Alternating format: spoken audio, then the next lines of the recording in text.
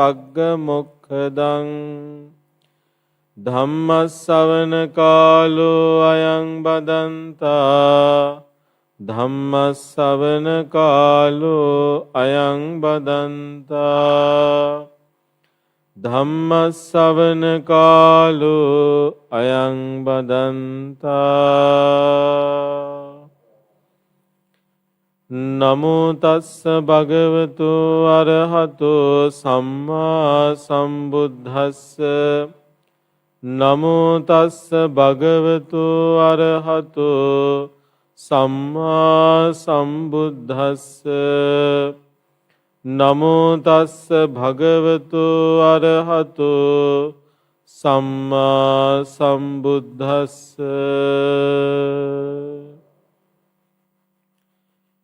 චිත්තේන නීයති ලෝකෝ චිත්තේන පරිකස්සති චිත්තස්ස ඒක ධම්මස්ස සම්බේව වසමන්ව ගුති.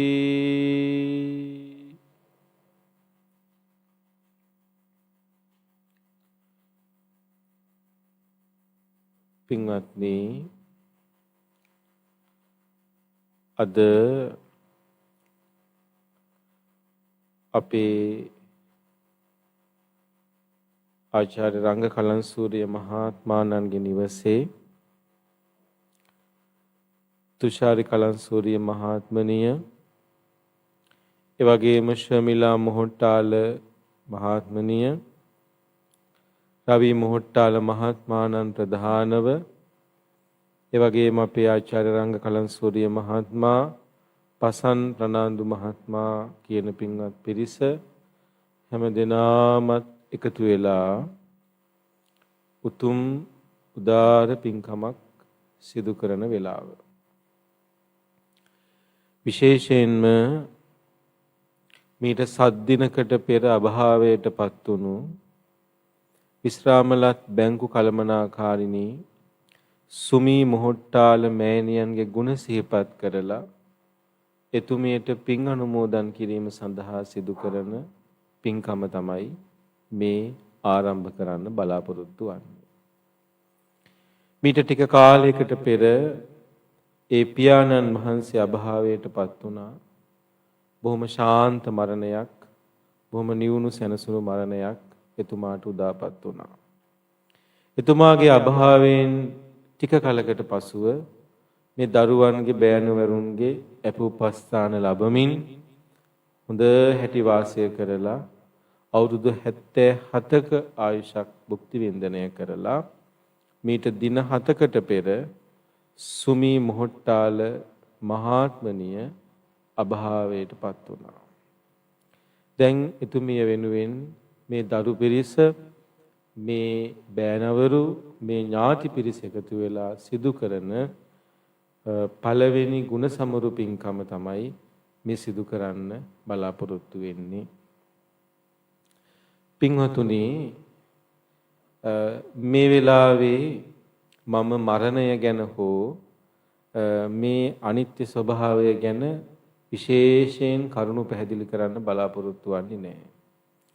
හේතුව මේ ස්වභාවය ඇතුලේ, මේ ජීවිත ස්වභාවය ඇතුලේ පහුගිය කාලේ අපි අත්දකින දේවල් ඇතුලේ අපිට යම් ප්‍රමාණයකට සාමාන්‍ය වැටහීමක් ලැබෙනවා ජීවිතයේ අනිත්‍ය ස්වභාවය ගැන. පින්වතුනි, සාමාන්‍යයෙන් මේ කාලේ හැටියට දැන් අවුරුදු 2-3ක් තිස්සේ අපි දන්නවා අපිට හැම වෙලේම අහන්න දකින්න ලැබෙන්නේ හොඳ පුවත්වලට වඩා අසුබදායී දේවල්.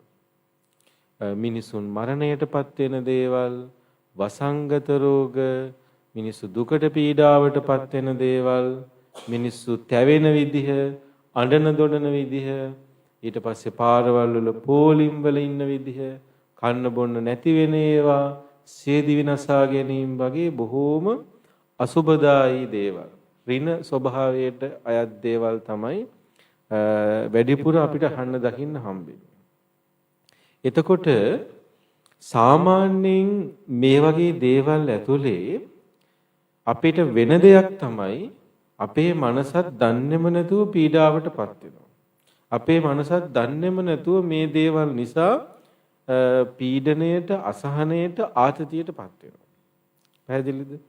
එතකොට මේ වෙලාවේ පළවෙනිම කාරණාව තමයි දැන් අම්මාගේ මරණය සිද්ධ වුණා. ඔව්.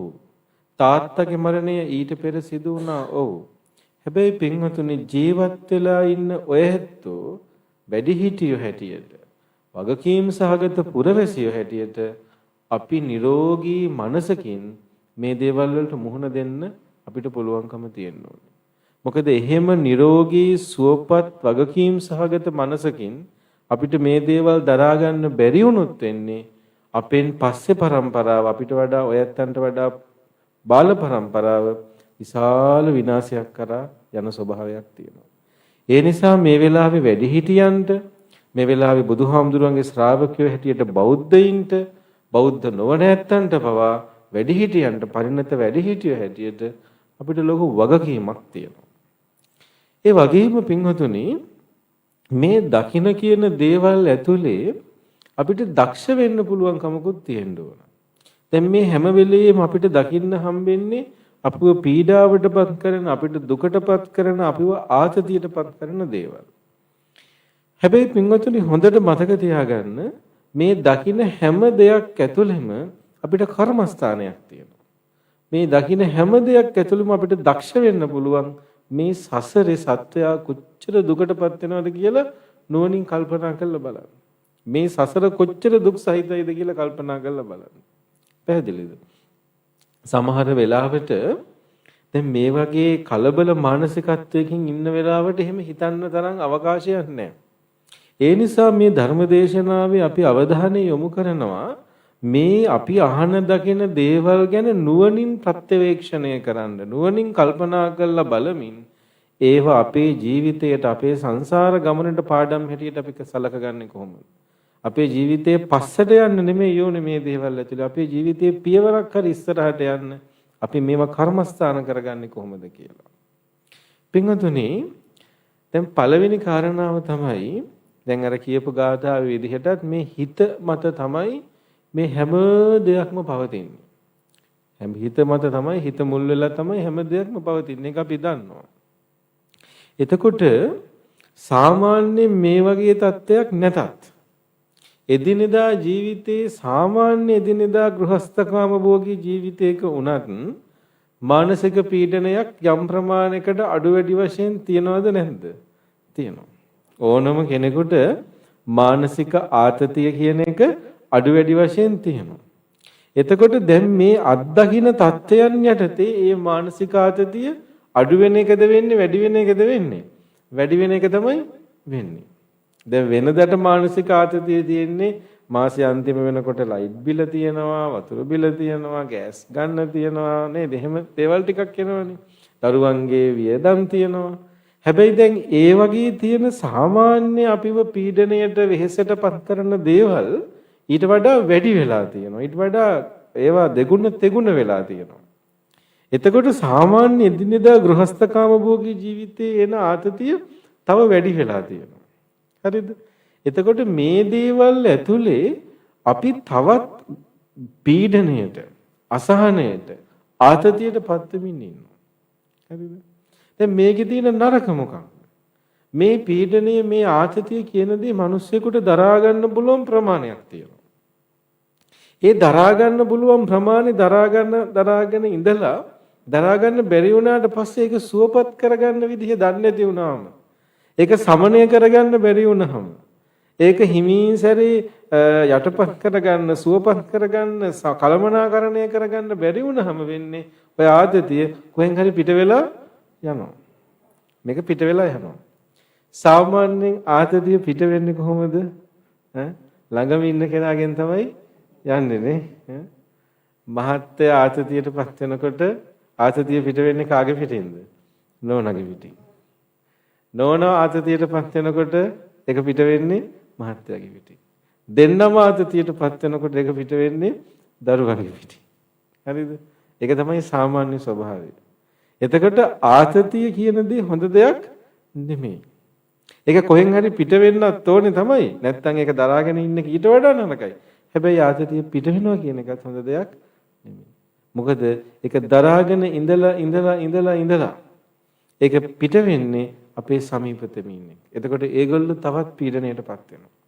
එහෙම නැත්තම් උග පිට වෙන්නේ සමාජීය වශයෙන් පොදු අවකාශයන් ඇතුළේදී. පුංචි දෙයක් ඇති දැන් ඔය මිනිස්සු එකතු වෙලා ඉන්න තැනක රණ්ඩුවක් ඇති වෙන්නේ. බොහොම පොඩි දෙයක් ඇති රණ්ඩුවක් ඇති වෙන්නේ. අපි දන්නවා ඒක අපිට පේනවනේ. ඒක ඒ තරම් හොඳ තත්ත්වයක් නෙමෙයි රටක් හැටියට. මේ පොඩි දෙයක් නිසා අපේ ඇත්ත ගහ ගන්නවා නරක වචන කියනවා මේක විදිහේ කැරලි කොල්ලහල කරගන්නවා. ඒවා රටක් හැටියට බොහෝම දුකටපත් වෙන්න ඕන දේවල්, පසුගාමී දේවල් ඒවා. ඒවා ඉදිරිගාමී දේවල් නෙමෙයි.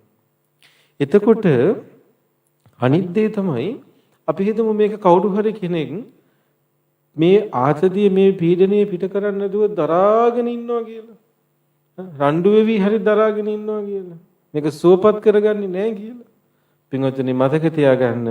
ඔහොම ගිහිල්ලා ඊළඟට එයා මානසිකව රෝගී භාවයටපත් වෙනවා. මානසිකව ලෙඩ වෙනවා. දැන් අපේ වගේ රටක තියෙන ලොකුම අනතුර තමයි අපේ වගේ රටක හෙම්බිරිස්සාව ලෙඩක් හැටියට සැලකුවට. හරිද? උණ ලෙඩක් හැටියට සැලකුවට මානසික රෝගයක් ලෙඩක් හැටියට සැලකන්නේ නෑ. ඒකට සාමාන්‍ය විදිහට ගිහිල්ලා බෙහෙත් ගන්න යන්නේ නෑ. එහෙම කියන්නේ කොහොමද මට පිස්සු කියලා හිතුවද කියලා අහනවා. හරි? ඒ කියන්නේ උණක් හෙම්බිරිස්සාවක් හැදුනොත් බෙහෙත් ගන්න යනවා. හැබැයි මානසික රෝගී වෛද්‍යවරයෙක් ළඟට යන්නේ නෑ. බොහෝම බයෙන් හොරෙන් එහෙම තමයි යන්නේ. යන්නේ නැති තරම්. මතක තියාගන්න මේක නිසා වෙන දේ තමයි අපි ජීවත් වෙන සමාජයේ සැලකිය යුතු ප්‍රමාණයක් ඉන්නවා මානසික ව්‍යාධීන් එක්ක ඉන්න අත්ෝ. ඒගොල්ලෝ බෙහෙත් ගන්න ඕන අය. ඒගොල්ලෝ ප්‍රතිකාර ගන්න ඕන නැත්තෝ. හැබැයි ඒගොල්ලෝ සාමාන්‍ය සමාජයේ ඉන්නවා මානසික ව්‍යාධීන් එක්ක සෑහෙන පිරිසක්. එතකොට ඒගොල්ලෝ නිසා ඒ පීඩාවටපත් වෙනවා. ඒ ආශ්‍රය කරගෙන ඉන්න සමීපතමියොත් පීඩාවටපත් වෙනවා. එයාගේ යාළුවෝ, එයාගේ පවුල්වල සමාජිකයෝ, එතනගේ දරුවෝ කොච්චර පීඩාවටපත් වෙනවද? අන්තිමට මේ පීඩනය නිසා ඒගොල්ලෝ දුකසේ මරණයටපත් වෙලා යනවා. ඒ නිසා මේ වගේ වෙලාවක මම හිතනවා අපි හැම දිනාටම සාමූහික වගකීමක් තියෙනවා. අපේ මානසික ආතතිය, මානසික පීඩනය සමනය කර ගැනීම සඳහා බුදුරජාණන් වහන්සේගේ ධර්මයෙන් කොයි වගේ උපකාරයක්ද තියෙන්නේ කියලා අදහසක් අපි හැමදෙනාටම තියෙනවා. පින්වතුනි, මම විශ්වාස කරන දේ තමයි ආගම් වලින් වෙන්න ඕන දේ තමයි අරුබුදයන් ගැටලු මිනිස් සමාජය තුල ඇති වෙනකොට ඒ දේවල් වලට ආශිර්වාදයන් යාදින යාඥා සෙත්පැතීම් විතරක් මදි කියන එක. ඒ දේවල් සඳහා ගැඹුරු ආධ්‍යාත්මික ප්‍රවේශයක්, ආධ්‍යාත්මික මැදිහත් වීම ආගම් වලින් සිද්ධ කරන්න ඕනේ. විශේෂයෙන් බුදුහාමුදුරන් වහන්සේගේ ධර්මයේ, බුදුරජාණන් වහන්සේගේ ධර්මයේ ආශිර්වාදයක් තියෙනවා තමයි. හැබැයි බුදුරජාණන් වහන්සේගේ ධර්මයේ ආශිර්වාදය දෙන්න කෙනෙක් නැහැ. ධර්මයේ තුලින් උපදින ආශිර්වාදයක්, ධර්මයේ තුලින් උපදින ධර්ම ශක්තියක් තියෙනවා. ලෝකේ දේවවාදී ආගම් හැම එකකම අනිත් පැත්තන්ට සෙත් පදන්න, අනිත් පැත්තන්ව බේරගන්න, අනිත් පැත්තන්ගේ ප්‍රශ්න ටික බාරගන්න දෙවි කෙනෙක් ඉන්නවා. දේවවාදී ආගම් වල. හැබැයි බුදුහාමුදුරන්ගේ ධර්මයේ එහෙම බාරගන්න කෙනෙක් නැහැ. ආශිර්වාද කරන්න, එහෙම නැත්නම් මිනිස්සුන්ගේ යාඥාව යාදිනිය අහන්න කෙනෙක් බුදුහාමුදුරන්ගේ ධර්මයේ නැහැ. මොකද බුදුහාමුදුරන්ට ගිහින් කියනවා කියලා කියන්නද එහෙම නෑ. ඒ නිසා බුදුරජාණන් වහන්සේගේ ධර්මයේ තියෙන බරපතල මැදිහත් වීම තියෙන්නේ ආධ්‍යාත්මික මැදිහත් වීම. එහෙම නැත්තම් මේ ගැටලු අරුබුදු උපදිනකොට අර ආශිර්වාදාත්මක පුද පූජාමය ප්‍රවේශයට වඩා බුදුරජාණන් වහන්සේගේ තියෙන ආධ්‍යාත්මේ ධර්මයේ තියෙන ආධ්‍යාත්මික ප්‍රවේශය ගැන අපිට යම් හඳුනා ගැනීමක් තියෙන්න ඕන. ඒ වුණාට සාමාන්‍යයෙන් සමාජයේ වඩා ප්‍රකට වෙන්නේ, වඩා ජනප්‍රිය වෙන්නේ, වඩා ප්‍රචලිත වෙන්නේ ධර්මයේ තියෙන ආධ්‍යාත්මික පැත්ත නෙමෙයි. ධර්මයේ තියෙන පුද පූජා ආශිර්වාදාත්මක පැත්ත තමයි වඩා ප්‍රකට වෙන්නේ නේ. ඕනම අරුබුදයකදී මිනිස්සු හිතනවා මේ අරුබුදේ විසඳ ගන්න නම් අපිට දෙවියන්ගෙන් උපකාරයක් හම්බෙයි. අපිට යන්තම් තුන්රුවන්ගේ සරණින් මේ ප්‍රශ්න ඉක්මනට ඉවර වෙලා යයි. අපිට මේ අරුබුදේ විසඳ ගන්න අපේ කර්ම ශක්තියෙන් විතරක් ඇති වෙයි වගේ බොහොම සරල දේවල් ටිකකින් ප්‍රාථමික දේවල් ටිකකින් පුද පූජා දේවල් ටිකකින් අපි බලාපොරොත්තු වෙනවා ලොකු අරුබුදයන් විසඳ ගන්න පුළුවන් වෙයි කියලා. මම පොඩි සංකේතීය දෙයක් කියන්නම්. කාටවත් අපහාස කරන්න නෙමෙයි. සංකේතීයව අද්දුටු කාරණාවක්. දැන් පහුගිය කාලේ මේ කොරෝනා වසංගතය බොහෝම පැතිරිලා ඉතින් කලින් කල වැඩි වෙනවා අඩු වෙනවා එහෙම තිබුණානේ. ඉතින් ওই සංචරණ සීමා හැම ලිහිල් කරපු එක අවස්ථාවක අපි ස්වාමීන් වහන්සේලා කීප නමක් එක්ක මේ අනුරාධපුරේ රුවන්වැලි සෑය වන්දනා කරන්න ගියා. ගියාට පස්සේ අර සෑය පැදගුණු කරද්දී සෑයේ වෙනදට නැති අමුතු පූජා භාණ්ඩ ටිකක් තැම්පත් කරලා තියෙනවා. වෙනදට කිරිපිඬු තියෙනවා, නෙළුම් මල් තියෙනවා, ඖෂධ තියෙනවා එහෙම. එදා තියෙනවා මේ පෙට්ටි ගොඩක්. ලං වෙලා බැලුවාම අර මේ ෆේස් මාස්ක් පැකට්ස් ගොඩාක් බුදුහාමුදුරන්ට පූජා කළා. ඊට පස්සේ මේ සැනිටයිසර් බෝතල් ලොකු බූලි තියෙන්නේ අර ඒවා ගොඩක් පූජා කරලා තියෙනවා. සුවදර්ණි පැකට්ස්ුත් ගොඩාක් පූජා කරලා තියෙනවා. හරිද? ඒ කියන්නේ මිනිස්සුන්ගේ මානසිකත්වය තමයි මම කාටවත් අපහාස කරන්න කියපු දෙයක් නෙමෙයි. ඒක ඇතුලේ පොඩි සංකේතීය භාවයක් තියෙනවා. අපේ රටේ මිනිස්සු අර්බුදයකදී ආගම් වලින් බලාපොරොත්තු වෙන ආශිර්වාදයේ ප්‍රමාණය. ඒක හරි ප්‍රාථමික මට්ටමක්. ඒ කියන්නේ ඔන්න මම රුවන්වැලි සෑ රජාණන් වහන්සේට කොරෝනා වලින් ආරක්ෂා වෙන්න තියෙන දේවල් ටික පූජා කළා. හොඳ වෙලාවට ඒ දවස්වල අර වැක්සින් එක තිබුණේ නැහැ. ඒ ටික විතරයි දෙවනේ. ඉතින් ඒ ටික ඔක්කොම පූජා කළා. ඊට පස්සේ ඒක ඇතුලේ ඒ කියන්නේ අප්‍රකාශිතව තියෙනවා. එහෙනම් මට ඒ ආශිර්වාදයෙන් මාවත් කොරෝනා වලින් ආරක්ෂා වේවා කියන එක. හරි. ඒක ඇතුලේ පොඩි ගනුදෙනුකාර ස්වභාවයක් මිසක ගැඹුරු ආධ්‍යාත්මික ප්‍රවේශයක් කියන දේ නෑ. මම බුදුරජාණන් වහන්සේට පූජා කළා. ඒ නිසා මට ඒ ආශිර්වාදය ලැබෙන්න ඕන. ඔකේ අනතුරු මොකද දන්නවද? දැන් මේ මිනිස්සයා ගෙදර යනකොට කොරෝනා හැදුනොත් එහෙම කෝච්චියේදී හරි බස් එකේදී හරි. එතකොට රුවන්වැලි සෑය ගැන තිබිච්ච පැහැදීමක් නැතුව යනවා. ඒ කියන්නේ දැන් රුවන්වැලි සෑයකට මොනවා කරන්නද? හරිද? හැබැයි ඒ තියෙන පැහැදීමක් නැතුව යනවා. මොකද බලාපොරොත්තු වෙච්ච දේ හම්බෙන්නේ නැති වෙනකොට.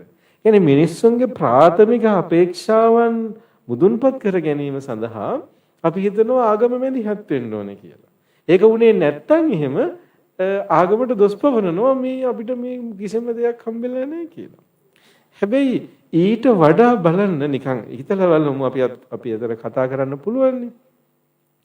දැන් ඒ වගේ වසංගතයක් වෙලාවකදී බුදුරජාණන් වහන්සේගේ ධර්මයේ සති සංකල්පය අපිට කතා කරන්න පුළුවන් වුණා නම් හරියට.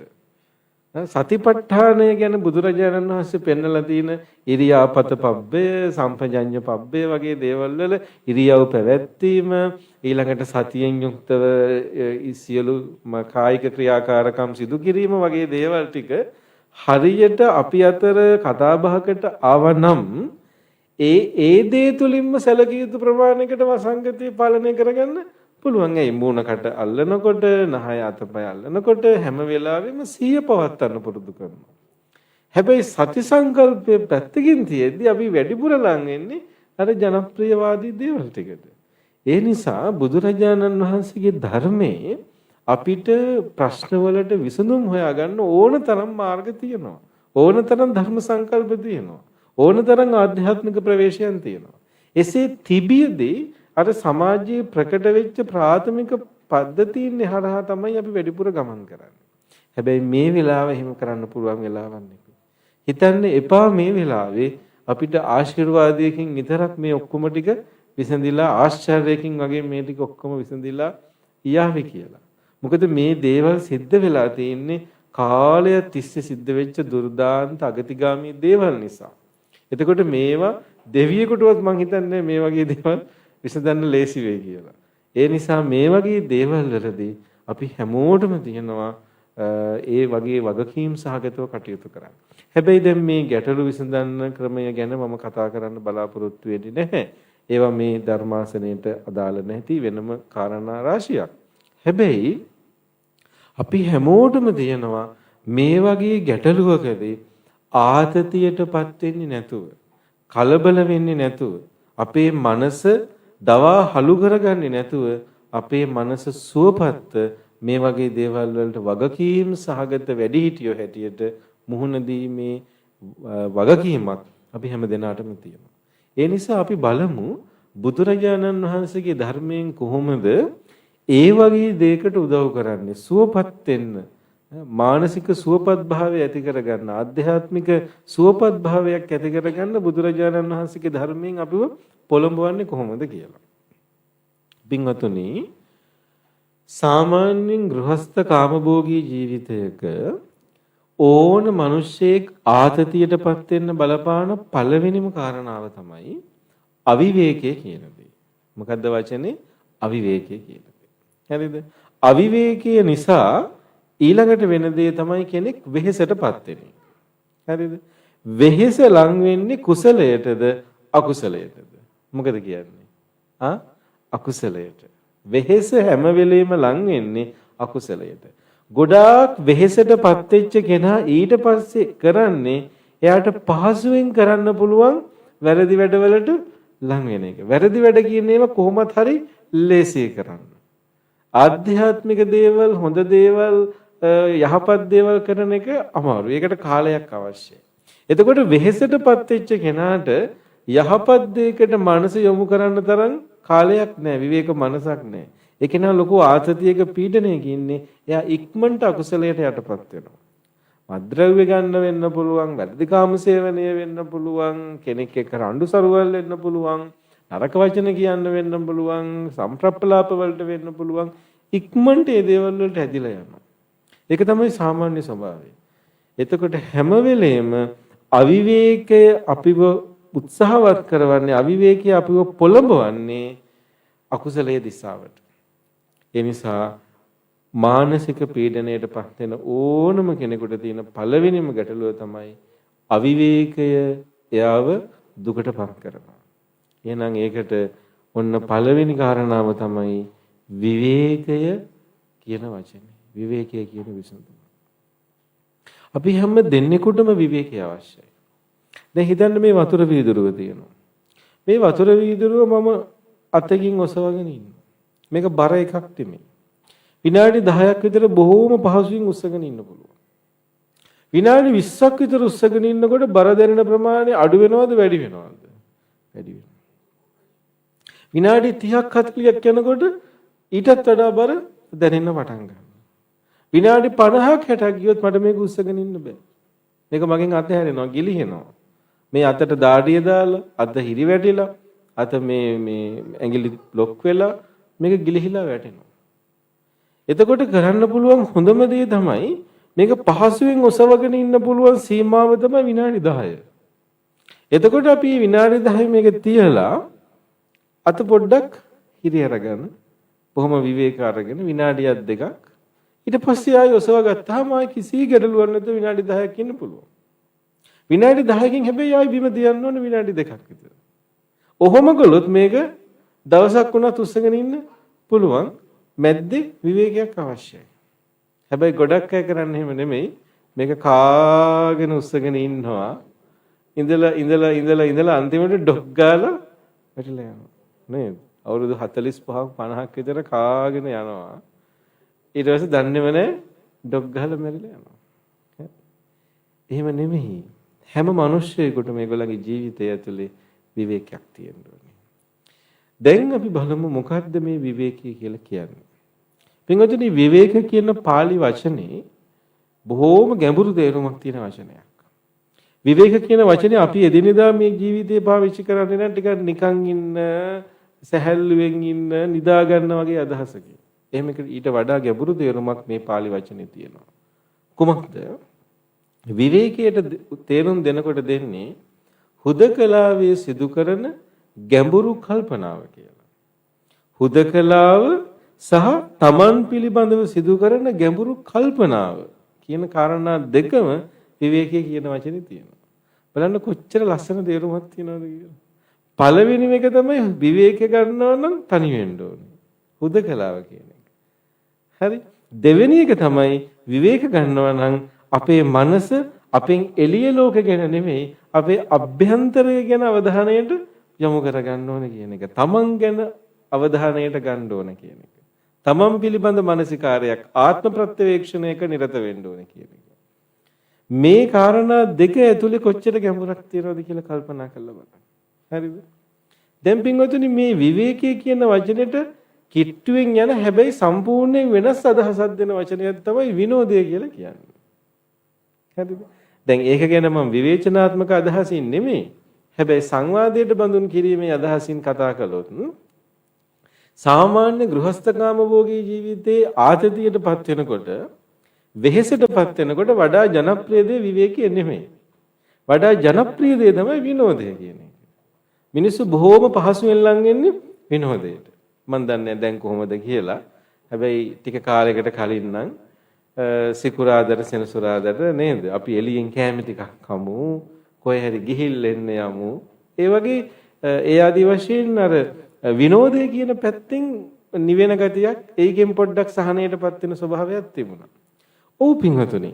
ඇත්තටම විනෝදයෙන් ආතතිය යම් ප්‍රමාණයකට සහනයටපත් වෙනවා. හැබැයි විනෝදයෙන් ආතතියට ලැබෙන පිළිතුරේ ගැටලුවක් තියෙනවා. මොකක්ද ඒ ගැටලුව? විනෝදය කියලා කියන්නේ පංචකාම ගුණික අරමුණු මුල් කරගෙන උපදව ගන්න සුවයක්. ඒක පැහැදිලිනේ. ඒක දැන් අපි තේරුම් ගන්න ඕනේ. මොනවාද පංචකාමය කියන්නේ? ඇස, කන, නාසය, දිව, ශරීරය කියන ඉන්ද්‍රිය පහයි. ඒ ඉන්ද්‍රිය පහට අරමුණු වෙන රූප, ශබ්ද, ගන්ධ, රස, ස්පර්ශ කියලා අරමුණු පහයි. හරිද? එතකොට මේ දේවල් පුළුවන් තරම් උද්දීපනය කළා මේ දේවල් වලට අරමුණු දීලා මේ දේවල් සතුටටපත් කළාම කෙනෙක් යම් ප්‍රමාණයකට සැහැල්ලු වෙන ස්වභාවයක් තියෙනවා. ඒක තමයි ඔය විනෝදය හරහා උපයන්නේ. ඔකේ තියෙන ගැටලුව මොකක්ද? විනෝදයෙන් ලැබෙන සහනය දීර්ඝකාලීනයිද කෙටි කාලීනයිද? ඊටාම කෙටි කාලීනයි. මොකද පංචකාම ගුණයෙන් ලැබෙන සතුටත් කෙටි කාලීන එකක් නිසා ඒ සතුට හරහා උපදව ගන්න විනෝදය සහ ඒයින් ලැබෙන මානසික තෘප්තිය කියන දේ බොහොම ඉක්මනින් අවසන් වෙන සුළුයි. දැන් අපි හිතමු කෑමක් කනවා කියලා කෑම කාලි ඉවර වෙනකොට ඒ තිබිච්ච තෘප්තිය අවසන් වෙලා යනවා. කොහේ හරි විනෝදචාරිකාවක් ගිහිල්ලා සින්දු කියලා විනෝද වෙලා આવුත් කොළඹට එනකොටම ආයිත් මානසික ආතතිය පටන් ගන්නවා අරගෙන එන්නේ. ඒ කියන්නේ ගිහිල්ලා එන ටිකට වැඩේ වෙලා ඉවරයි. බොහොම කෙටි කාලීන ප්‍රයෝගීතාවයක් තියෙන්නේ. මොකද ඒකේ කෙටි කාලීන ප්‍රයෝගීතාවයක් තියෙන එක මූලයම කෙටි කාලීන ශාන්තියක් වෙනුවෙන් හැදිච්ච දේවල් ටිකක් තියෙන්නේ. පංචකාමගුණික දේවල්. පින්වතුනි විවේකය එහෙම එකක් නෙමෙයි. විවේකය කියලා කියන්නේ පංචකාම ගුණය මුල් කරගත්ත తాවකාලික සතුටකින් උපදින එකක් නෙමෙයි. විවේකයේ මූලයේ තියෙන්නේම හුදකලාව සහ ආධ්‍යාත්මික සුවපත් භාවයේ ශාන්තිය හිත නිවා ගන්න එක. මේ මොහොතට සිහිය පිහිටව ගන්න එක. අපේ ආධ්‍යාත්මික පැත්තට සිහිය පිහිටව ගන්න එක. අපේ අභ්‍යන්තරය දිහා බලන් ඉන්න එක. එතකොට ඒක ඇතුලේ තියෙන කෙනෙක්ව ටික ටික නිවන්න පොළඹවන එක, සුවපත් කරන්න පොළඹවන එක. කෙනෙක් ශාන්තියටපත් කරන එක. ඒ නිසා විවේකය ඇතුලේ ලොකු නිවීමක්, ලොකු ශාන්තියක් තියෙනවා. ඒ නිසා අන්නේ විවේකයෙන් උපදින සෝය කියන එක හඳුනා ගැනීමේ බරපතල වගකීමක් අපි හැමදෙනාටම තියෙනවා. ඒක හොඳ යෝජනාවක් ගෘහස්ථකාම භෝගී ජීවිතයට. මොකද අපි දන්නවා මුළු ගිහි සමාජයේටම එක හා සමාන විදිහට වනගත වෙලා බවුන් වඩන්න බෑ. මුළු ගෘහස්ථකාම භෝගී ලෝකයේටම එක හා සමාන විදිහට දවස් 10ක භාවනා වැඩසටහනකට වාඩි වෙලා ඉන්න බෑ. පර්යංකේ වාඩි වෙලා සමත විදර්ශනා වඩන්න, ගැඹුරු විදර්ශනා අත්දැකීම් ලබන්න මුළු ගෘහස්ථකාම භෝගී ජීවිතේටම එක හා සමානව බෑ. හැබැයි මේ ඉන්න දොළ පුතාලන් ඉඳලා හැම කෙනෙකුටම තමන්ගේ ජීවිතේ විවේක සෝය කියන එක පුරුදු කරගන්න එක කරන්න බැරි දෙයක් නෙමෙයි. ඒ යෝජනාව වනගත වෙන්නේ නැතුව ගෘහස්ථකාම භෝගී ජීවිතය ඇතුළේ ඕන කෙනෙකුට කරන්න පුළුවන්. මම පොඩි උදාහරණයක් කියන්නම්. අපේ දහම් පාසලේ දරුවන්ට අපි පොඩි ක්‍රියාකාරකමක් කරන්න කියලා දුන්නා. මේ වගේ පුංචි දරුවෝ. අපි කිව්වා රැයට හයියෙන් වහින වෙලාවට කාමරේ විදුලි ලයිට් එක නිවලා විදුලි බල්බේ නිවලා ඇඳ උඩ වාඩි වෙලා වතුර වැටෙන සද්දේ හොඳට S2 පියාගෙන අහගෙන ඉන්න වැස්ස වෙලාවක් බලලා කියලා. විනාඩි 10ක් විතර අහන් ඉඳලා ඒගොල්ලන්ගේ කොපි පොතේ ලියන් එන්න කිව්වා මොනවද දැනෙන්නේ කියලා. පොඩි අය ලියාගෙන එනවා හරි සනීපයක් හිතට දැනෙනවා කියලා. හරිද? ඒ කියන්නේ ඒගොල්ලන්ට මේක හොයාගන්න පුළුවන්. අමුතු ලොකු භාවනා කර්මස්ථානයක් දෙන්න ඕනේ නැහැ. ඒගොල්ලෝ දන්නවා ඒ වගේ වෙලාවක අර වගේ දෙයකට මනස යොමු කළාම හිත සූපත් වෙනවා කියලා. පුංචි දෙයකින් පටන් ගන්න. හැබැයි මුළු ගෘහස්ත කාමභෝගී ජීවිතයටම සමානව යෝජනා කරන්න පුළුවන්. සමහර වෙලාවට ආගමක් නැතුව යෝජනා කරන්න පුළුවන්. මොකද ඒ සුවපත් භාවයට ආගම බලපාන්නේ නැහැනේ. එයා බෞද්ධයෙක් වුණොත් එහෙම යාට සුවේ දැනෙනවා. බෞද්ධයෙක් වුණේ නැත්නම් සුවේ දැනෙන්නේ නැහැ කියලා එකක් නැහැනේ. හැමෝගෙම හිත නිවෙනවා. හැමෝගෙම හිත සුවපත් වෙනවා. හිත කියන එකට ආගමක් නැති නිසා. ඒ නිසා මේ මානසික සුවපත් භාවය කියන එක හරිය වටිනවා. මේ කාලෙට ඔක්කොටමත් වැඩිය වටිනවා. පින්වතුනි හැම දෙයක් හරහාම අපේ හිත සුවපත් කර ගැනීම කියන දෙයට පොඩි වෙලාවක් අපිට වෙන් කර ගන්න පුළුවන්. දැන් කල්පනා කරලා බලන්න. ඔයත්තන්ගේ දවස අවසන් වෙන විදිහ. සාමාන්‍යයෙන් දවල් දවසේදී අපිට දේවල් දිහා විවේක බුද්ධියෙන් දකින්න බෑ. පාරේ යනකොට තදබද තියෙනවා, තෙල් පෝලින් තියෙනවා, ඔයත්තොත් ඒ පෝලින් වල ඉන්න වෙනවා, නිදි මරන්න වෙනවා, එතකොට ආතතිය වැඩි වෙනවා, බොහෝම අවිවේකයෙන් තමයි ඉන්නේ. හැබැයි පින්වතුනි ඔය දේවල් ටික සම්පූර්ණ කරගෙන දවසක නිදා ගන්න එන වෙලාවක දවසේ සියලු කටයුතු හමාර කරන වෙලාව කියන්නේ අපිට දිව්‍යමය මොහොතක්. දිව්‍යමය මොහොතක්. මොකද ඒ වෙලාවට අපි කිසි දෙයකට බැඳිලා නැහැ. ඊළඟට කරන්න වැඩක් නැහැ. ඊළඟට තියෙන වැඩේ තමයි නිදා ගන්න එක. හරි සතුටුදායක මොහොතක්. ඒ වගේ වෙලාවට අපිට කැම ටිකක් කාලා සහැල්ලු ඇඳුමක් ඇඳගෙන මුණකට සෝදගෙන නිින්ද යනකම් ඇඳේ වාඩි වෙලා ඉන්න විනාඩි 10ක් අපිට පුළුවන් අපේ හිත සුවපත් කරගන්න. තනියම ඉන්න. විවේකයෙන් ඉන්න. එහෙම නැත්නම් දවස ආරම්භ කරන පළවෙනි විනාඩි 30 තෝරගන්න පුළුවන්. උදේ පාන්දර 4ට නම් 5ට නම් අවදි වෙලා. ඒක ඕන වෙලාවක උදේ නැගිටින නැත්තන්ට උදේ වෙලාව ගන්න පුළුවන්. රැට නිදා ගන්න වෙලාවෙ ඉන්න නැත්තන්ට රැට ගන්න පුළුවන්. හැබැයි මේ වෙලාවට අපි කරන්නේ නරකම දේ තමයි ටෙලිෆෝන් එක අරගෙන දවසේ වෙච්ච දේවල් අපි උඩින් ඉඳලා පල්ලෙහාට ඒකේ බලනවානේ. එතකොට තව ඇවිලිලා ඒක ශික් කියලා පැත්තකට තියලා අපි ඇඳට වැටෙනවා. අපි කොච්චර මානසික පීඩනයකින්ද එතකොට ඇඳට වැටෙන්නේ. අපි දවස ආරම්භ කරන්නේත් පහුවදා ඊට පස්සේ මානසික ආතතිය. ඊට වඩා අපිට මහා ලොකු දෙයක් නෙමෙයි මේ යෝජනා කරන්නේ. විනාඩි 20ක් ඇඳට වෙලා කාමරේ හඳුන් කූරක් පත්තු කරගෙන අර හඳුන් කූරේ සුවය වින්දත් හිත ඇවිලෙන එකද වෙන්නේ නිවෙන එකද වෙන්නේ? නිවෙනවා. හිත නිවෙනවා. ඒ සුවපත් භාවයේ ඇතුලේ අපිට අපිව හමු වෙනවා. අපේ ආධ්‍යාත්මික මොහොතත් එක්ක අපි එකතු වෙනවා. ඒ වෙලාවේ අපිට කල්පනා කරන්න පුළුවන් නම් ඔන්න දැන් හුදකලාව. Taman තනියම ඉන්නේ. Taman එක කතා කරන්න කෙනෙක් නැහැ. කතා කරන කෙනාට බිරිඳ හරි ස්වාමියා හරි කියන්නේ මට විනාඩි 20ක් ඕනේ. තනි වෙලා ඉන්න. හරි? ඒ වෙලාවේ අපිට පුළුවන් නම් මම අද මොනවද කළේ?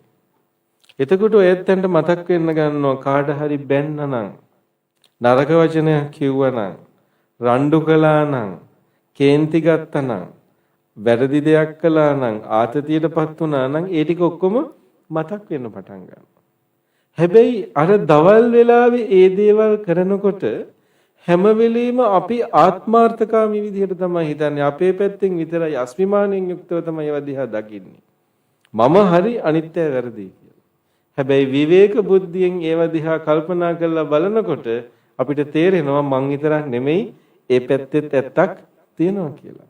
සමහර වෙලාවට අපිට සමා වෙන්න කියන්න හිතෙන්න පුළුවන්. ආයි හෙට මේක කරන්න හොඳ නැහැ කියලා හිතෙන්න පුළුවන්. තමන් කරපු වැඩේ ගැන පසුතැවිලි හිතෙන්න පුළුවන්. කොච්චර හොඳ දෙයක්ද? රැයට ওই ටික හොඳට සුවපත්ව කල්පනා කරනකොට හිතේ වෙච්ච දේවල් ටික විරේක වෙලා හිත සුවපත් වෙනකොට හොඳට හිතේ තියෙන දේවල් ටික අයින් වෙලා යනකොට ඒ විනාඩි 10 20 ඇතුලේ පහවදා උදේට නැගිටලා තමන්ගේ අතින් වැරදි වෙලා තියෙනවා නම් බිරිඳට සමා වෙන්න කියයි.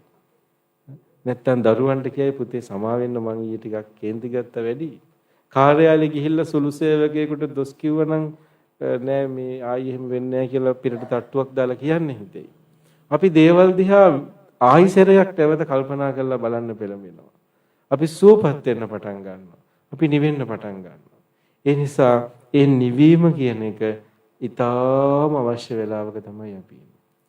දැන් ඔන්න මේ විදිහට පළවෙනි දේ තමයි විවේකයක් ගන්න ඕනේ. ඒ විවේකයේ ඇතුලේ හුදකලා වෙලා තනි වෙලා අපි ගැන ආත්ම ප්‍රත්‍යවේක්ෂණයක නිමග්න වෙනවා. ආත්ම ප්‍රත්‍යවේක්ෂණය කියන්නේ තමන් ගැනම තමන්ගේ අධ්‍යාත්මය ගැන හැරිලා බලනවා. මම මොනවද කළේ? මගේ හිතේ තියෙන්නේ මොනවද? මම අද හිතුවේ මොනවද? කළේ මොනවද කියලා තමන් දිහා බලන්න පටන් ගන්නවා. විනාඩි 10ක් ඇති ඒ ටික හිංසරේ කරගෙන යනවා. ඔය ටික තව ටිකක් ඉස්සරහට ගෙනියන්න පුළුවන්. සතියකට සැරයක් විතර අපිට හිමින් සැරේ පැයක් දෙකක් වෙන් කරගන්න පුළුවන් නිවාඩු දවසක. අපි ළඟපාතකට යනවා නම් ටිකක් නිවුණු සැනසුණු පරිසරයකට අපි හිතමු අපි යන පන්සලේ බෝමලුවට යනවා නම් ඒ බෝමලුවට සෙනග අඩු වෙලාවට ගිහිල්ලා පැයක් විතර හිංසරේ වාඩි වෙලා ඉන්න පුරුදු වෙන්න. අපේ ගොඩාක් බෝධියට ගියත් අපි හයියෙන් වේගෙන් වැඩ ටික කරලා ගාත ටික හයියෙන් කියලා පුද පූජා ටික ඉක්මනට තියලා අපි ඉක්මනට එනවා. අපි රුවන්වැලිසෑයට යන්නේ කොහොමද? පින්වතුනි කල්පනා කරලා බලන්න මෙච්චර දහමක් තියෙන අපිට කොච්චර ලස්සනට නිවෙන්න පුළුවන් තැන් තියෙනවා. හැබැයි අපි රුවන්වැලිසෑයට යන්නේ දවල් 12ට 1ට 2ට විතර ගියා. ගිහිල්ලා හයියෙන් අර සෑය වටේ ඉක්මනට දුවගෙන ගිහිල්ලා අර වටතිරේකුත් බැඳලා සාදු කියලා ඉක්මනට රුවන්වැලිසෑයට පින්වතුනි රෑ 9ට 10ට යන්න. ගිහිල්ලා හොඳට සෑමලු අතුපතු ගාලා වතාවත් කරලා බුදුන් වැඳලා කරණීය මෙත්ත සූත්‍රය සජ්ජායනා කරලා පැය භාගයක් පැයක් විතර වාඩි වෙලා සෑය දිහා බලාගෙන ඉන්න. හිංසරේ ඊට පස්සේ ඇස් දෙක පියාගෙන පොඩි ආත්ම ප්‍රත්‍යවේක්ෂණයක් කරන්න. හිත නිවෙනවද ඇවිලෙනවද? බොහොම පහසුවෙන් නිවෙන. බොහොම පහසුවෙන් සූපත්. අපි කතරගම යනවා නම් ඔය ඔක්කොම රවුමේ ගිහිල්ලා අන්තිමට රැයට නවතින සිතුල් පව්වට ගිහිල්ලා රෑ 9ට 10ට විතර සිතුල් පව් සෑමලුවට නැගලා බලන්න. රහතන් වහන්සේලා වැඩ හිටියේ සිතුල් පව්. අර ඈත සිටිජිය වෙනකම් මහගන වනාන්තරේ. කොළපාට තුරුහිස් මුදුනට හඳ එළිය වැටුනහම තියෙන ලස්සන මහා වනාන්තරයේ පිසගෙන එන සුළඟ. පිරිත් ටිකක් කියලා සිතුල් පව් සෑමලුවේ රෑ 10 11 12 වෙනකම් ඉඳලා බලන්න. හිත කොච්චර සුවපත් වෙනවද? හිත කොච්චර නිවෙනවද? ආන්නේ සුවපත්කම ඒ නිවුණු ස්වභාවය අපි උපදව ගන්න උත්සාහවත් වෙනවා. අන්න ඒකට තව දෙයක් එකතු කරන්නම්. දැන් මම වචන දෙකක් කියලා දුන්නා. එකක් තමයි විවේකය, ඊළඟ එක තමයි ආත්ම ප්‍රත්‍යවේක්ෂණය. හරිද? විවේකය කියන්නේ හුදකලා වෙන එක, වැඩ නවත්තලා හොඳට විවේකීව හුදකලා වෙන. ආත්ම ප්‍රත්‍යවේක්ෂණය කියලා කිව්වේ හුදකලා වෙලා අපි ගැනම හොඳට නැවත ආවර්ජනා කරලා බලන එක. අපි අපේ ආධ්‍යාත්මය ගැන ආවර්ජනා කරලා බලන එක. පැහැදිලිද? මේ වචන දෙක හලා ගන්න එපා, සාක්කුවේ දාගන්න. තුන්වෙනි එක තමයි චාගානුස්සතිය. මොකද්ද තුන්වෙනි වචනේ? චාගානුස්සතිය. චාග කියන්නේ අනුස්සති කියන වචනේ අපිට පුරුදුයි. අනුස්සති කියන්නේ මෙනෙහි කරනවා. බුද්ධානුස්සති කියන්නේ මොකද්ද? බුදු ගුණ මෙනෙහි කරනවා. ධම්මානුස්සති කියලා කිව්වේ ධර්ම රත්නයේ ගුණ මෙනෙහි කරනවා. සංඝානුස්සති සංගරුවනේ ගුණ මෙනෙහි කරනවා. චාගානු මේ අනිච්චානුස්සති අනිත්‍ය මෙනෙහි කරනවා. මරණානුස්සති මරණය ගැන මෙනෙහි කරනවා. හැබැයි ඔය වචන අතරේ ටිකක් නුබුදු වචනයක් තමයි චාගානුස්සති කියන්නේ. චාග කියන එකේ තේරුම තමයි ත්‍යාග කියන එක. ත්‍යාග කියන වචනේ හැදෙන්නේ ත්‍යාග කියන සංස්කෘත වචනේ. ත්‍යාග කියලා කියන්නේ පරිත්‍යාගය කියන එක. අපි කාට හරි පුංචි උදව්වක් කරලා අර අපි නිවෙන වෙලාවට ඒ උදව්ව ගැන හිතලා හොඳට සතුටු වෙනවා. හරි පහසුවෙන් මේ කාලේ කරන්න පුළුවන් දෙයක්. ගැඹුරු අනිත්‍ය භාවනාවක් වඩනවට වැඩිය මේ කාලේ පහසුවෙන් කරන්න පුළුවන් දෙයක් තමයි කාට හරි පොඩි උදව්වක් කරලා අපිට ඒ ගැන හිතලා සතුටු වෙන්න පුළුවන්. පින්වතුනි මේ වෙලාව අනිත් අයට උදව් ඇත්තටම ඕන වෙලාවක්. අපිටත් උදව් ඕන වෙලාවක්. හැබැයි අපි කාටවත් කවුරු වෙනුවෙන්වත් ලොකෝ උදව් කරන්න බැරි වෙලාවක්. ඉස්සර වගේ විශාල ආහාර දාන දෙන්න, 100 නමක් 1000 නමක් දාන දෙන්න, බස් අරගෙන යන්න, වන්දනාව යන්න, දන්සල් දෙන්න වෙනදා වගේ කරන්න බෑ. හැබැයි අපිට කරන්න පුළුවන් දේවල් තියෙනවා. අපි කෑම පාර්සලයක් අරගෙන යනකොට තව කෙනෙක් වෙනුවෙන් කෑම එකක් බැඳන් යන එක අමාරු දෙයක් වෙන්න පුළුවන්. අපේ වාහනේට තෙල් තියනවා නම් අපි යන ගමනාන්තයටම යන අපි දන්න තව කෙනෙක් ඉන්නවා නම් අපිට එක්කගෙන යන එක අමාරු දෙයක් නොවෙන්න පුළුවන්. ඒ වගේ පුංචි උදව් තියෙනවා අපිට කරන්න. මේ දවස්වල දරුවෝ ගෙවල් වල ඉන්නේ. ගෙවල් වල ඉන්න ඉගෙන ගන්නට ඔන්ලයින් පන්තියක් කරන එක අමාරු දෙයක් නොවෙන්න පුළුවන්. ඉන්න දොළ පුතාලට මම පාඩමක් කරන්න. විශ්‍රාමගිය ගුරුවරයෙක් ඉන්නවනම්, ගණන් පාඩමක් දන්න කෙනෙක් ඉන්නවනම් දරුවෝ වෙනුවෙන් පාඩමක් කරනවා. ඒ වගේ පොඩි පොඩි දේවල් වලින් අපිට අනිත් අය වෙනුවෙන් පොඩි උදව්වක් කරන්න පුළුවන්. නිදි මරණ තෙල් පොලිමක ඉන්න කෙනෙකුට තේ ටිකක් ගෙනihin දෙන්න පුළුවන්. අඩුම තරමින් ගිහිල්ලා අපේ ගෙවල් ළඟ පොලිමේදී ඉන්නේ නිදි මරණවද මම පැයක් විතර එන්නම් ටිකක් කතා කර කර ඉන්න. තව කෙනෙකුට හුම්කම් දෙන්න පුළුවන්. එයාගේ ආතතිය අඩු කරන්න පුළුවන්. තව කෙනෙක් වෙනුවෙන් පොඩි උදව් කරන්න පුළුවන් වෙලාවක් අපිට ජන සමාජයක් ඇතිවෙන්න. අන්න එතකොට මොකද වෙන්නේ? පින්වතුනි අපිට අපි ගැන ඇගීමක් තියෙන්න ඕනේ. අපිට අපි ගැන යම් තක්සේරුවක් වටිනකමක් උපස්තම්භනයක් තියෙන්න ඕනේ. අපිට අපි අගය කරන්න ඕනේ. අපි පුංචි උදව්වක් කළා රැයට ගෙදර ගිහිල්ලා හොඳට කල්පනා කරන්න මම කොච්චර හොඳ මිනිස්සෙක්ද කියලා. තමන් ගැන හිතනකොට ආත්ම ප්‍රත්‍යවේක්ෂණයේ නිරත වෙනකොට තමන්ටම තමන් ගැන අඩුපාඩු පේන්න පටන් ගන්නවා. අපෝ මම නරක වැඩ කරන මිනිස්සෙක් කියලා. අන්න ඒකට ඊට පස්සේ දෙන උදව්ව තමයි නෑ මම හොඳ වැඩක් කරන කෙනෙක්. මං කොච්චර හොඳයිද? ඡාගානුස්සතියකින් අපි අපිව අගය කරගන්නවා. අපි අපිව සතුටු කරගන්නවා. අපි අපිව උපස්තම්භනය කරනවා. එතකොට අපිට අපි ගැන හොඳ සතුටක් උපදිනවා අපි ගන්න උදව් ගැන. ඒව නිසා අපි තව කෙනෙකුට පොඩි හරි දෙයක් කරන්න සතුටු වෙනවා. තව ටිකක් අපි පෙළඹෙනවා. ඡාගානුස්සතිය මිනිස්සෙගේ හිත සුවපත් කරනවා. මේ අංගුත්තර නිකායේ මහා නාම ශාක්‍යයට මහා නාම සූත්‍රයේදී බුදුරජාණන් වහන්සේ ඡාගානුස්සතිය ගැන දේශනා කරනවා. ඡාගානුස්සතිය යටතේ උන්වහන්සේ පෙන්නනවා න රාග පරියුට්ඨිතං චිත්තං හෝති. රාගයෙන් මෙහිච්ච සිතක් උපදින්නේ නැහැලු. න දේශ පරියුට්ඨිතං චිත්තං හෝති. දේශයෙන් මෙහිලා ගිය හිතක් උපදින්නේ නැහැලු. න මෝහ පරියුට්ඨිතං චිත්තං හෝති. මෝහයෙන් මෙහිලා ගිය හිතක් උපදින්නේ නැහැලු. රාග දේශ මෝහ ටික ටික හිතේ අඩු වෙලා ගිහිල්ලා හිත හොඳට පාමොජ්ජ උපදිනවලු. රාගය මුල් කරගෙන ඡාගය මුල් කරගෙන ඡාගය ආරම්භය හිතේ පාමොජ්ජ උපදිනවා කියලා බුදුරජාණන් වහන්සේ මහා නාම සූත්‍රයේදී බුදුරජාණන් වහන්සේ පෙන්නනවා.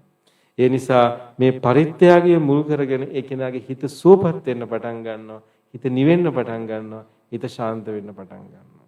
පින්වතුනි මේ ගෘහස්ත කාමභෝගී ජීවිතය කරන යෝජනාව තේරුම් ගන්න. පින්වතුනි අපි කවදා හරි දවසක නිවන් දකින්න ලැබේවා, නිවනින් සැනසෙන්න ලැබේවා කියලා ප්‍රාර්ථනා කළාට ප්‍රාර්ථනාවෙන් විතරක් නිවන උදාපත් වෙන්නේ නැහැ. නිවන උදාපත් වෙන්න නම් අපේ හිත සීලය වගේම අපිට සමාධියක් වැදගත්. එතකොට සීලයෙන් සමාධියට යන්න නම් අපිට සමාධිය පටන් ගන්න තියෙන තැන තමයි විවේකය. විවේකයක් නැතුව සමාධියක් ගැන කොහොම කතා කරන්නද? පර්යංකේ විනාඩි 10ක් වාඩි වෙලා ඉන්න බැරුව අපිට සමාධියක් ගැන කතා කරන්න බෑ. පින්වතුනි ගෘහස්ත කාමභෝගී ජීවිතේ මේ ජීවිතයේ ඇතුලේ සෝවාන් වෙන්න පුළුවන් නම් හොඳයි. මගඵල ලබන්න පුළුවන් නම් හොඳයි. හැබැයි අඩුම තරමින් අපිට පුළුවන් නම් කය ඉක්මවාගේ ආධ්‍යාත්මික සුවයක් තියනවා කියලා මේ ජීවිතය ඇතුළේ බුදුරජාණන් වහන්සේගේ ශ්‍රාවකයෙක් හැටියට හඳුනා ගන්න. ඒ හඳුනා ගැනීමම අපේ මේ මනුස්ස ජීවිතයේ ලබන ලොකු ඉදිරි බිම්මක්, ලොකු ජයග්‍රහණයක්, ලොකු දියුණුවක්. මතක තියාගන්න බුදුරජාණන් වහන්සේගේ ශ්‍රාවකයෝ වැඩි දෙනෙක් මරණයටපත් වෙන්නේ අර වන්දනා මාන වතාවත් සිල් ගුණ ධර්ම ටිකක් තියෙනවා තමයි. ඒක අගය කරනවා, පොඩ්ඩක්වත් සහැල්ලු කරනවා නෙමෙයි. හැබැයි එතනින් එහාට ගිහිල්ලා කය ඉක්මවාගේ සුවයක් මිනිස්සෙකුට තියනවා කියලා අඳුනගන්නේ නැතුව තමයි ගොඩාක් දෙනෙක් මරණයටපත් වෙන්නේ. පින්වතුනි, ඒ මරණයටපත් වෙන ලෝකේ අපිට පුළුවන් නම් අපේ ආධ්‍යාත්මික චාරිකාව ඇතුලේ, අපේ ජීවන චාරිකාව ඇතුලේ අපිට අඳුන ගන්න කය ඉක්මවාගිය සුවයක්, කායික අත්දැකීම් තල ඉක්මවාගිය සුවයක් අපිට තියෙනවා කියලා. නිවීම, සුවපත් භාවය, ආධ්‍යාත්මික සුවය කියන එක අඳුන ගන්න පුළුවන් නම් අපි එක පියවරක් ඉස්සරහට තිබ්බා වෙනවා. පින්වතුනි, අපි දන්නේ අපි මැරිලා කොහේ උපදීද කියලා. හැබැයි හොඳට මතක තියාගන්න, කය ඉක්මවා කිය සුවයක් අඳුනගත්ත කෙනාට ඒ සුවය දියුණු කරන්න අවස්ථාවක් සංසාරයෙන් හම්බෙනවා. ඒ සුවය ඉදිරියට දියුණු කරන්න වඩන්න අවස්ථාවක් හම්බෙනවා. තව ටිකක් භාවනා කරන්න අවස්ථාවක් හම්බෙයි. ඒ නිසා මම මැරිලා මේ තැන උපදීවා කියලා ප්‍රාර්ථනා කරනවට වඩා වටින දේ තමයි අපි මැරිලා උපදින තැන වෙනුවෙන් මේ ජීවිතේ යම් කිසි ප්‍රතිපදාවක් පුරුදු කරගන්න එක. ඒ නිසා හොඳට මතක තියාගන්න, ගෘහස්ත කාමභෝගී ජීවිතයේ ඇතුලේ මොනතරම් අමාරු දේවල් ඇතුලේදී වුණත්, මොනතරම් අමාරු තත්ත්වයන් යටතේදී වුණත්, ඒ හැම එකක්ම කමටහනක් හැටියට සලකන්න. මේ බලන්න, මේ තෙල් පොලිමක් ගානේ දකින්න මිනිස්සු දිහා බලලා හිතන්න, කොච්චර මේ සංසාරේ මේ ජීවිතයක් නඩත්තු කරන්න අපි කොච්චර දුක් විඳිනවද? මේ වගේ කොච්චර සංසාරේ අපි දුක් විඳලා නැද්ද? පින්වතුනි, මේ මෙච්චර දියුණු ලෝකයක ඉපදිලා, මෙච්චර දියුණු තාක්ෂණයන් තියෙන අවස්ථාවක ඉපදිලා අපිට මෙච්චර දුක් විඳින්න වෙලා තියෙනවා නම් අපි මීට කලින් සංසාරේ ඉපදිලා තිබුණේ කොහොම කාලෙ වෙන්නේ නැද්ද? මීට කලින් අපිට මනුස්ස ජීවිත ලැබිලා තියෙනවා නම් 1800 ගණන් වල වෙන්නේ නැති. ඊට කලින් ඉපදුනා නම් 1600 ගණන් වල වෙන්නේ නැති. ඊට කලින් ඉපදුනා නම් ඔය ගල් යුගයේ මෙගලිතික යුගයේ වෙන්නේ නැති. ඒ කාලේ මේ ජීවිතේ පවත්වන්න අපි මොන තරම් දුක් විඳින්නේ නැද්ද? සතෙක් දඩයන් කරගන්න, කැම ටිකක් හොයාගන්න, විලිවහ ගන්න, ඇඳුමක් ඇඳ ගන්න, තමන්ගේ දරුවන්ව යන්තම් මැරෙන්නේ නැතුව උස්මහත් කරගන්න, සතුරු කරදර වලින්, නොයෙක් බාධා වලින්, වනමුර්ගයන්ගෙන් බේරගෙන යන්තම් ජීවිතේ පවත්වාගෙන යන්න, බඩ පිරෙන්න කැම චුට්ටක් හොයාගන්න අපි මොන තරම් දුක් විඳලා ඇද්ද මේ ජීවිතේ මීට කලින්. ඒ දුක අපි මෙච්චර දියුණු, මෙච්චර තාක්ෂණයෙන් දියුණු වෙච්ච ලෝකයක ඉපදිලා තාම අපි විඳිනවා. ඒ කියන්නේ ඉස්සරහටත් අපිට මේ සංසාරේ මෙහෙම විඳින්න තියෙනවා. ඒ නිසා මේ හැම දෙයක් ඇතුළම දකින්න මේ මනුස්ස ජීවිතේ කොච්චර අපි දුකටපත් වෙලා තියෙනවද? කොච්චර අපි පීඩාවටපත් වෙලා තියෙනවද? මේ සත්‍ය සංසාරේ කොච්චර මේ විදිහට දුකෙන් පීඩාවෙන් කල් ගෙවනවද මේ ජීවිතේ? ඒ නිසා ඒක හොඳට තේරුම් අරගෙන හීන්සරේ හිත කලබල කරගන්න නැතුව රැට නිදා ගන්න ගිහිල්ලා පරයන්ක වාඩි වෙලා හොඳට හිත නිවා ගන්න. මේ කයක් ලැබපු සත්ත්ව ශරීරයක් නිසා සංසාරේ බොහෝ දුක් විඳලා තියෙනවා. ඒ නිසා මේ කය ඉක්මවා ගිය සුවයක් හොයාගන්න ඕන. මේ කය ඉක්මවා ගිය ආධ්‍යාත්මික සුවයක් මේ ධර්මයෙන් හොයාගන්න ඕන. මේ ශාස්ත්‍රඥ වහන්සේගේ ධර්මයෙන් හොයාගන්න ඕන කියලා හීන්සරේ හිත නිවා ගන්න. හීන්සරේ හිත සුවපත් කරගන්න. හුස්ම රැල්ල දිහා බලාගෙන ඉන්න. මේ මොහොත දිහා බලාගෙන ඉන්න. තමන්ගේ ආධ්‍යාත්මයේ ඇතුළාන්තයේ දිහා බලාගෙන ඉන්න. ආත්ම ප්‍රත්‍යවේක්ෂණයක් කරන්න. තමන් කරපු හොඳ දේවල් ගැන හිතලා හොඳට සතුටු වෙන්න. හොඳට හිත ඒකාග්‍ර කරන්න. කය නොදැනී යනකම් හිත සුවපත් කරන්න, ඒකාග්‍ර කරන්න. පින්වතුනි, මේ ටික බුදුරජාණන් වහන්සේ වටින්නේ නැත්නම් ආනාපාන සති සූත්‍රයේ මුලට අරඤ්‍යගතෝ වා රුක්ඛමූලගතෝ වා ශුඤ්ඤාගාරගතෝ වා නිසීදති පල්ලංකං ආභුජිත්වා උජුංකායන් පනිදාය පරිමුඛං සතින් උපට්ඨපෙත්තා කියලා වදාරන්නේ නැහෙනි. ආනාපාන සති සූත්‍රයේ තියෙන්නේ ආනාපාන සති භාවනාව කරන විදිහ විතරයි නම් උන්වහන්සේ ආනාපාන සති සූත්‍රය පටන් ගන්න තිබුණේ සෝ සතෝ අස්ස සති සෝ සතෝ පස්ස සති කියලා. හැබැයි ආනාපාන සති සූත්‍රය එහෙම නෙමෙයි පටන් ගන්න. අරඤ්‍යගතෝ අරඤ්‍යගත වෙන්නේ. රුක්කමූලගතෝ රුක්කමූලගත වෙන්නේ. ශුඤ්ඤාගාරගතෝ ගහක් මුලකට යන්න බැරි නම් අරණ්‍යයකට යන්න බැරි නම් ශූන්‍යාගාරයකට ගිහිල්ලා හරි තනි වෙන්න කිව්වා. ඊට පස්සේ පරිමුඛං සතින් උපට්ඨපෙත්ත හොඳට සිහිය ප්‍රමුඛ කරගන්න හොඳට සිහිය උපදව ගන්න කිව්වා. පහසු ඉරියව්වකින් වාඩි වෙන්න කිව්වා. නිසීදති පල්ලංකං ආභුජිත්තා උජුං කායං පනිදාය කය හොඳට පහසුවෙන් තියාගෙන හොඳට සැහැල්ලු කරගෙන හොඳට මේ මොහොතේ සිහිය පිහිටවගෙන සිහිය මුල් කරගෙන මේ මොහොතේ ආධ්‍යාත්මික මේ මොහොතේ එළඹෙන්න කිව්වා. ඒකාග්‍ර කරගන්න. ඊට පස්සේ තමයි පෙන්වන්නේ ආදම් භාවනා කරන්න කියලා. ඒ නිසා පින්වතුනි අපිට කවදා හරි දවසක භාවනා කරන්න පුළුවන් වෙයි. ගැඹුරු සමත විදර්ශනා වඩන්න පුළුවන් වෙයි. හැබැයි එතෙක් අපිට අපේ හිත සුවපත් කරගන්න ඕනේ. එතෙක් අපේ හිත මානසික රෝගියෙක් වෙන්න දෙන්නේ නැතුව රැකබලා ගන්න ඕනේ, පරිස්සම් කරගන්න. පින්වතුනි අපේ හිත මානසික රෝගියෙක් බවට පත් වුණොත් එහෙම මානසික ව්‍යාධිකටපත් වුණොත් එහෙම අපිට මොන භාවනාවක්වත් කරන්න හම්බෙන්නේ නැහැ. අන්තිමට වෙන්නේ මානසිකව ලෙඩ වෙච්ච ඇත්ත තමයි භාවනා කරන්න යන්නේ ඊට පස්සේ. ගියාම තවත් ප්‍රශ්න වැඩි වෙන එක වෙන්නේ. ඒක නිසා අපි මානසික රෝගී භාවයටපත් වෙන්නේ නැතුව හොඳට හිත සුවපත් කරගෙන මේ අමාරුම අසීරුම නිමේෂය මේ අසීරුම කාල පරිච්ඡේදය පහු කරගන්නවා. ඒ නිසා මේ අපි යන්නේ සමහර විට අපි අපේ ජීවිතයේ මුහුණ දෙන අසීරුම අවස්ථාව වෙන්න පුළුවන්. අසීරුම පාරිසරික කාලය වෙන්න පුළුවන්. සමාජීය සහ පාරිසරික අවස්ථාවන් වෙන්න පුළුවන්. ඒ නිසා මේ අමාරු தত্ত্বය අපේ හිත කොහොම හරි නිවාගෙන සූපත් කරගෙන පහු කරගන්න එක අපි හැම දිනාටම අත්‍යවශ්‍ය කාරණාවක්. බුදුරජාණන් වහන්සේගේ ධර්මයේ තියෙන්නේ ඒ ආධ්‍යාත්මික ප්‍රවේශයට උදව් කරන්න කියලයි අපි විශ්වාස කරන්නේ. ඒ ආධ්‍යාත්මික නිවීමට සැනසීමට උපකාර කරන්න කියලයි අපි විශ්වාස කරන්නේ. බුදුරජාණන් වහන්සේගේ ධර්මයේ තියෙන ආශිර්වාදය ඔයයන්ට ඒකාන්තයෙන් මේ විදිහටම ලැබේවි. ඒ ආශිර්වාදය ලැබෙන්න තියෙද්දි ඒ ආශිර්වාදය ලැබෙද්දී අපිට පුළුවන් නම් අපේ හිත සුවපත් කරගන්න. ඒක මේ වෙලාවේ අපිට කරගන්න පුළුවන් ලොකුම දෙයක්. එතකොට මේ කරදර කාලය කවදා හරි අවසන් වුණාම අපිට හිමින් සැරේ තව ටිකක් වැඩිපුර භාවනා කරගන්න පුළුවන් වෙයි. එහෙම නැත්තම් වෙන්නේ මේ කරදර කාලේ ඉවර වෙනකොට අපි මානසිකව ලෙඩෙක් බවට පත් වෙලා මානසිකව පීඩාවට පත් වෙච්ච අසහනයට පත් වෙච්ච මානසික ව්‍යාධියකට පත් වෙච්ච බෙහෙත් ගන්න ඕන කෙනෙක් බවට පත් වෙලා අවසානයේ අපි අසරණ වෙලා යන එකයි වෙන්නේ. ඒ නිසා එසේ නොවි අපේ හිත සෝපත් කර ගැනීමේ අතිශය බරපතල වගකීමක් අපි හැම දිනාටම තියෙනවා.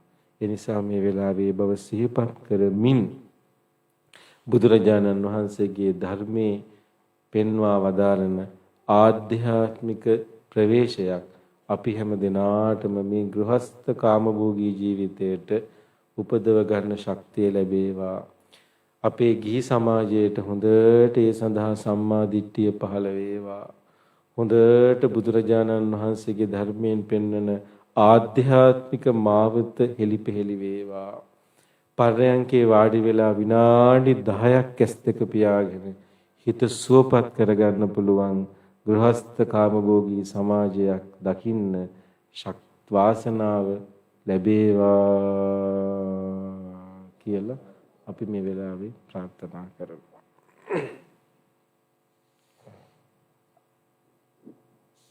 පින්වත්නි,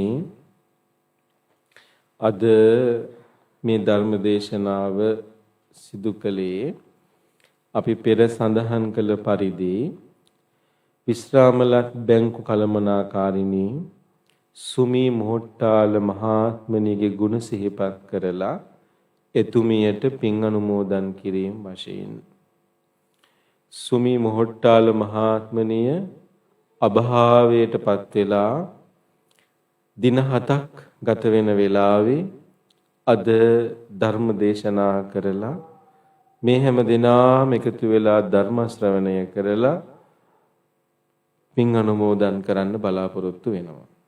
ඒ වගේම හෙට දන් දීලා ස්වාමීන් වහන්සේලාට ඒ පිනුත් එතුමියට අනුමෝදන් කරන්න බලාපොරොත්තු වෙනවා. පින්වතුනි ඊටාම හොඳ සුවපත් ජීවිතයක් ගත කරපු අම්මා කෙනෙක් බව මේ හැම දෙනාම දන්නවා. ඒ පියාණන් වහන්සේ මොහොට්ටාල පියතුමන් ඊටාම හොඳ ජීවිතයක් ගත කරපු සත්පුරුෂයෙක්. හොඳට නිවිච්ච සැනසිත ජීවිතයක් ගත කරපු කෙනෙක්. එතුමා දැන් ටික කාලයකට පෙර බොහෝම සුවපත් ශාන්ත මරණයකට මුහුණ දුන්නා. ඊට පසුව මේ මෑණියන් වහන්සේ අපේ තුෂාරි මහත්මනිය, ශර්මිලා මහත්මිය, රවි මහත්මයා ඇසුරේ ඒ ඇත්තන්ගෙන් අපෝපස්ථාන නොඅඩුව ලැබමින් කල් ගෙව්වා. අවසාන කාලේ ටිකක් ලෙඩ වෙලා මිට දින 7කට පෙර එතුමිය අභාවයටපත් වුණා. අපි මේ වෙලාවේ ප්‍රාර්ථනා කරමු සුමී මොහොට්ටාල මහත්මනියට මේ පින් අනුමෝදන් වේවා. මේ පින් හොඳ හැටියට අනුමෝදන්න එතුමිය සසර වසනතුරු දුකකට කරදරයකටපත් නොවේවා. සත්පුරුෂ කල්යාණ මිත්‍රාශ්‍රය ලැබේවා. හොඳට බුදුරජාණන් වහන්සේගේ ධර්මයම අසුරු කරන්නට ලැබේවා. පාරමී ගුණ දියුණු කරගන්න ලැබේවා. උතුම් අමා මහ නිවන් සුව පිණිසම සුමී මොහොට්ටාල මෑණියන්ට මේ පින් හේතු වාසනා වේවා කියලා ප්‍රාර්ථනා කරමු. එතුමියට මේ පින් අනුමෝදන් කරන ගමනේ ඊට පෙර මිය පරලොව ගිය මොහොට්ටාල පියතුමන්ටත් මේ පින් අනුමෝදන්න අමා මහ නිවන් සුව පිණිස මේ පින් හේතු වාසනා වේවා කියලා ප්‍රාර්ථනා කරමු. ඒ වගේම අපේ රංග කලන්සූරිය මහත්මයා නමින් අභාවයටපත් වුණු දෙමාපියාදී සියලු ඥාතීන්ට, පසන් ප්‍රනාන්දු මහත්මයා නමින් අභාවයටපත් වුණු ඥාතීන් ඇතුළු මේ පවුලේ නමින් අභාවයටපත් වූ සියලු ඥාතීන්ට මේ පින් නිවන් සුව පිණිස හේතු වාසනා වේවා කියලා ප්‍රාර්ථනා කරගෙන අපි පින් අනුමෝදන් කරමු.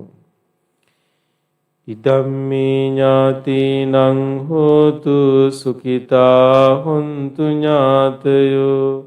ඉදම්මේ ඥාතිනං හෝතු සුඛිතා හොන්තු ඥාතයෝ. ඉදම්මේ ඥාතිනං හෝතු සුඛිතා හොන්තු ඥාතයෝ. දෙවියෝත් මේ පින් අනුමෝදන් වේවා. සතුටට පත්වන දෙවියෝ විශේෂයෙන්ම මේ පවුලේ පින්වත් පිරිස හැම දෙනාම සුවසේ රකිත්වා. විශේෂයෙන්ම තුෂාරි කලන්සූරිය මහත්මනියත්, ශර්මිලා මොහොට්ටාල මහත්මනියත්, අපේ රවි මොහොට්ටාල මහත්මයා ඇතුළු ඒ පවුලේ හැම දෙනාටමත් තුනුරුවන් සරණ සැලසේවා. සියලු දෙවියන්ගේ ආශිර්වාද රැකවරණ සැලසේවා. ඒ වගේම මේ ශාසනයට බොහෝ උපකාර ඇතිව කටයුතු කරන අපේ ආචාර්ය රංග කලන්සූරිය මහත්මයා සිදු කරන සියලු ශාසනික කාර්යයන් වඩාත් සඵල සම්පන්න කර ගැනීම සඳහා තුන්රුවන්ගේ සරණ සැලසේවා. ශාසනයේ මතු අභිවෘද්ධිය සලකාගෙන කල්යාණ මිත්‍රවර ස්වාමීන් වහන්සේලා ඇසුරු කරගෙන එතුමා සිදු කරන ඒ උදාර ශාසනික කාර්යභාරයන් හොඳට දියුණුවෙන් දියුණුවට පත් කරගන්නටත් තුන්රුවන්ගේ අනන්ත ගුණානුභාවයේ ආශිර්වාදය, කල්යාණ මිත්‍ර සම්මිය දෘෂ්ටික දෙවියන්ගේ ආනුභාවයෙන් හැකියාව ලැබේවා කියලා අපි ආශිර්වාද කරමු. ඒ වගේම පසන් ප්‍රනාන්දු මහත්මයාණන්ට මේ පවුලේ හැම දිනාටම ඒ වගේම ධර්ම ශ්‍රවණය කරන්න එකතු වෙච්ච හැම දිනාටම තුන්රුවන් සරණ සැලසේවා. හැම දිනාටම හොඳට මේ දුර්භාග්‍ය සම්පන්න කාල සීමාවන්, පීඩාවට පත් වෙන අවස්ථාවන් මගහැරගෙන තමන්ගේ ජීවිත සුවපත් කරගන්න ශක්තිය සැලසේවා. තුනුරුවන්ගේ සරණ සැලසේවා. දෙවියන්ගේ ආශිර්වාදය සැලසේවා. අපේ හිත් සුවපත් කරන්න, නිවන්න සනසන්න මේ ධර්මයෙන් කියාව ලැබේවා. අපිට මේ ධර්මයෙන් නිවෙන්න වාසනාව ලැබේවා. අපිට මේ ධර්මයෙන් සුවපත් වෙන්න ලැබේවා. අපිට මේ ධර්මයෙන් සතියක් සමාධියක් උපදව ගන්න ලැබේවා. අපිට මේ ධර්මයෙන් සසර දුකින් අත මිදීම පිණිසමත් මේ පින් උපකාර වේවා. අපි දෙවියන්ටත් පින් අනුමෝදන් කරමු. එත්තාවතාච අම්හෙහි සම්බතං පුඤ්ඤ සම්පදං සම්මේ දේවා අනුමෝදන්තු සම්බ සම්පatti සිද්ධියා. එත්තාවතාච අම්හෙහි සම්බතං පුඤ්ඤ සම්පදං සම්මේ දේවා අනුමෝදන්තු සම්බ සම්පatti සිද්ධියා. එත්තාවතාච අම්හෙහි සම්බතං පුඤ්ඤ සම්පදං සබ්බේ දේවා අනුමෝදන්තු සබ්බ සම්පatti සිද්ධියා. අනුවන සත්පුරුෂ ඇසුරක් නොවේවා, සත්පුරුෂ කල්යාණ මිත්‍රාස්තේ වේවා.